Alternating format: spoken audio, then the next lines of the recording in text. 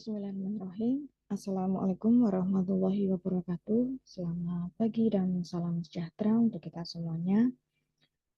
Teman-teman, pada pertemuan kali ini kita akan mempelajari mengenai topik kajian validitas dan reliabilitas, yang mana ini merupakan bagian tahapan lanjutan dari setelah kita merumuskan instrumen atau alat yang digunakan untuk mengukur variabel-variabel dalam penelitian kita. Misalnya kuesioner yang berisi butir-butir pertanyaan, ataukah kuesioner yang berisi item-item atau butir-butir pernyataan, atau checklist. Nah, itu semua adalah contoh dari instrumen atau alat yang digunakan untuk mengukur pada suatu riset atau penelitian. Nah, tidak semua instrumen atau alat ukur itu bisa langsung digunakan untuk sebuah penelitian. Harus melewati beberapa step terlebih dahulu, yakni uji validitas dan uji reliabilitas.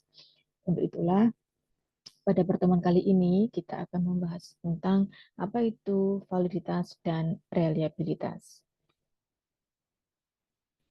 Suatu instrumen atau alat ukur dikatakan baik apabila dia layak dan sudah memenuhi kaidah-kaidah melalui uji validitas dan uji reliabilitas, karena ketika dia sudah melewati uji validitas, dia akan dilanjutkan untuk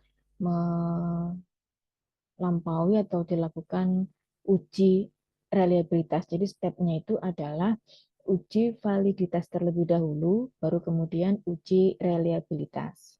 Yang mana pada uji validitas ini nanti yang diukur adalah si butir-butir pertanyaan tersebut. Ya, item-item pertanyaan itu, keterkaitan dari pertanyaan 1 ke pertanyaan 2, pertanyaan 1 ke pertanyaan 3, pertanyaan 2 ke pertanyaan 4, dan seterusnya. Seperti itu. Jadi,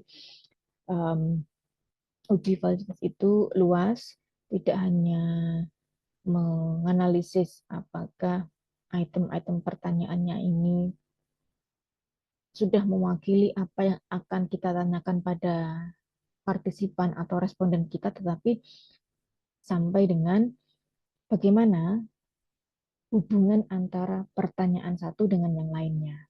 Kuat ataukah tidak? Ada keterkaitan ataukah tidak?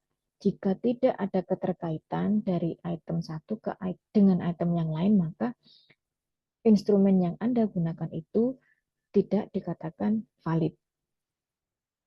Kemudian apabila sudah melewati uji validitas, semisal kita memiliki 30 butir pertanyaan yang sudah Anda susun, yang mana nantinya akan mengukur pengetahuan mahasiswa kebidanan begitu terhadap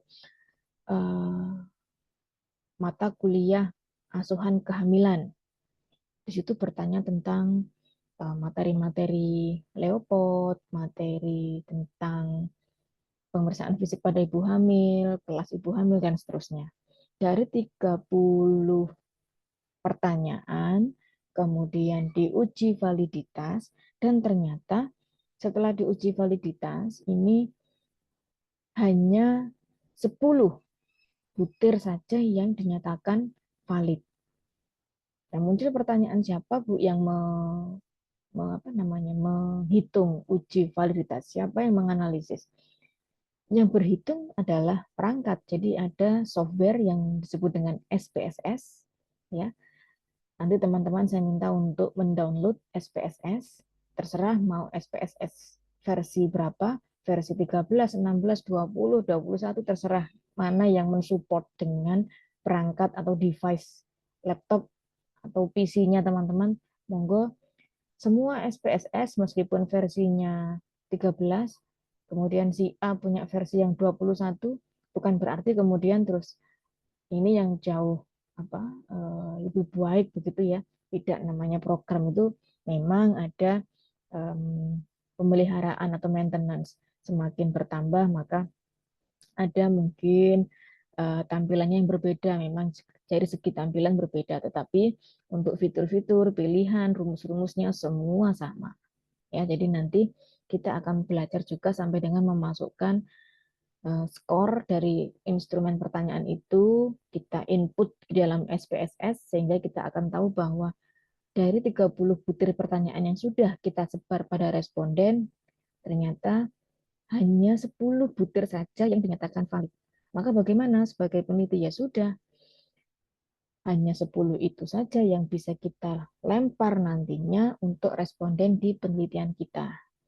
Tentu bukan responden yang tadi kita uh, paparkan dengan butir pertanyaan saat kita melakukan uji validitas terhadap instrumen kita. Jadi beda orang, tidak boleh orang yang sama, namun memiliki karakteristik yang hampir sama, gitu. Oke, contohnya sudah 10 butir saja yang dinyatakan valid. Lalu bagaimana dengan yang 20? Nah, yang 20 butir yang dinyatakan tidak valid itu ada dua pilihan yang ditawarkan kepada peneliti. Silakan Anda sebagai peneliti memilih apakah membuang atau mendrop out. Jadi 20 itu dibuang sajalah, sudah. Tidak masalah, saya pakai yang 10 aja. Jadi hanya memakai 10 butir. Ya tidak masalah, hanya dipakai 10 butir saja. Akan tetapi harus dikaji lebih dalam apakah 10 butir pertanyaan yang sudah dihitung oleh SPSS itu dan dinyatakan valid, apakah sudah memuat dari seluruh materi kajian asuhan kehamilan, yang mana tadi adalah variabel dalam penelitian yang akan Anda teliti. Apabila dari 10 butir pertanyaan yang dinyatakan valid itu terdiri dari 6 butir bertanya mengenai leopard misalnya, kemudian 4 butir bertanya mengenai kelas ibu hamil, sedangkan ada materi tentang pemeriksaan fisik pada ibu hamil yang belum terwakili dalam instrumen Anda. Karena tadi ternyata instrumen yang bertanya mengenai pemeriksaan fisik pada ibu hamil terbuang, dinyatakan tidak valid oleh SPSS. Nah, itu tidak bisa. Jadi harus Anda rubah bahasa redaksi pada instrumen yang tidak valid tadi. Karena apa? Ada kajian yang tidak dimuat di dalam instrumen Anda. Sedangkan yang Anda teliti adalah mengenai mata kuliah asuhan kehamilan. Sedangkan ada materi yang tidak muncul begitu. Yang harusnya mengkaji 3 materi, apa tadi ya, pemeriksaan fisik, kemudian kelas ibu hamil dan leopard, ternyata hanya 2 yang termuat, ada 1 yang tidak termuat. Ya, mau tidak mau peneliti harus merubah kembali bahasa redaksinya agar supaya eh, pertanyaan yang bertanya mengenai pemeriksaan fisik itu bisa kembali diuji validitas ulang dan dinyatakan valid. Ketika sudah dirubah bahasa redaksinya, kemudian diuji validitas lagi, dan ketemu nih hasil uji validitasnya, ternyata, oh, ada 2 butir yang dari pemeriksaan fisik ini yang dinyatakan valid, maka total pertanyaan saya, total butir pertanyaan instrumen saya ada 12.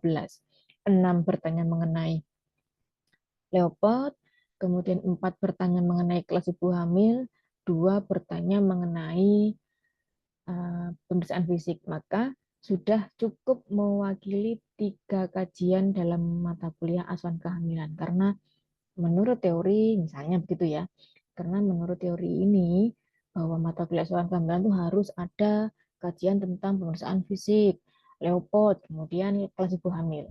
Nah, dengan demikian peneliti sudah boleh menggunakan 12 butir tadi untuk dilemparkan kepada responden. Asalkan 12 butir tadi diujikan reliabilitas. Jadi saya katakan tadi bahwa uji reliabilitas adalah uji lanjutan setelah kita uji validitas. Nah, itu ya teman-teman. Jadi Uji validitas dulu, baru kemudian uji reliabilitas. Lalu apa sebetulnya yang dinyatakan dengan validitas?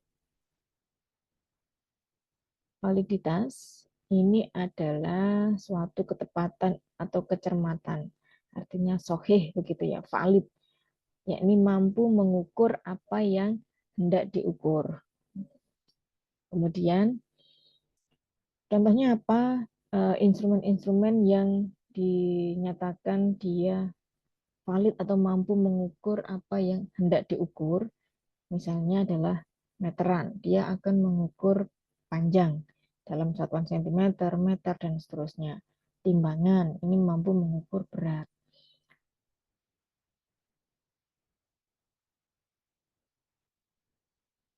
Validitas sendiri dibedakan atas beberapa macam, diantaranya adalah validitas isi, jadi yang diukur adalah substansinya, kalimatnya, bahasa redaksinya, ini kontennya, apakah mampu mengukur dari apa yang hendak diukur oleh peneliti.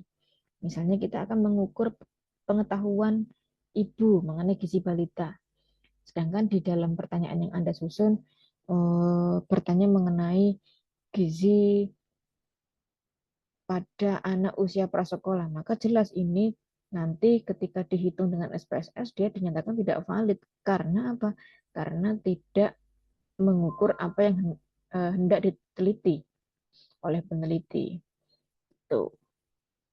Pertanyaan mengenai gizi orang dewasa. Ini jelas ya. Kemudian validitas konstruk atau konstruksinya, penyusunnya. Bagaimana mengenai hubungan keterkaitan antara satu pertanyaan dengan pertanyaan yang lain. Apakah ada ikatan, apakah ada hubungannya. Apabila tidak ada hubungannya, ya maka jelas nanti hasilnya akan tidak valid. Begitu. Nah, ini syaratnya ya. Jadi teman-teman bahwa uji validitas tadi saya katakan bahwa tidak dilemparkan kepada responden yang akan dipilih dalam sebuah penelitian, tetapi dilemparkan pada responden lain di luar responden penelitian yang memiliki karakteristik hampir sama. Kenapa Bu kok nggak boleh responden yang akan saya gunakan untuk penelitian? Nah, ini jelas nanti akan menimbulkan namanya bias. Bias itu adalah rancu begitu. Kenapa? Ya karena misalnya si Amir, Anda akan menggunakan Amir setelah menggunakan teknik sampling kemarin ya. Setelah dipilih, ternyata Amir terpilih menjadi calon responden. Jangan gunakan Amir untuk responden uji validitas, sebab nantinya Amir akan terpapar 2 kali pertanyaan yang sama. Jadi, dan itu nanti akan menimbulkan suatu persepsi yang rancu, sehingga misalnya kemarin saya waktu pertama disodori pertanyaan ini, saya menjawabnya A. Menjawab A itu, kemudian setelah saya pulang dari diajak penelitian, saya mencari jawaban di rumah. Ketemu jawabannya ternyata harusnya saya tadi menjawabnya B. Nah, keesokan harinya ketika dia digunakan sebagai responden penelitian, dia akan menjawab yang benar. Karena apa? Dia sudah ada tindakan manipulatif, mencoba untuk mencari kunci jawaban. Ya, sebab tadi peneliti salah memilihnya, harusnya jangan gunakan Amir untuk yang kedua kalinya.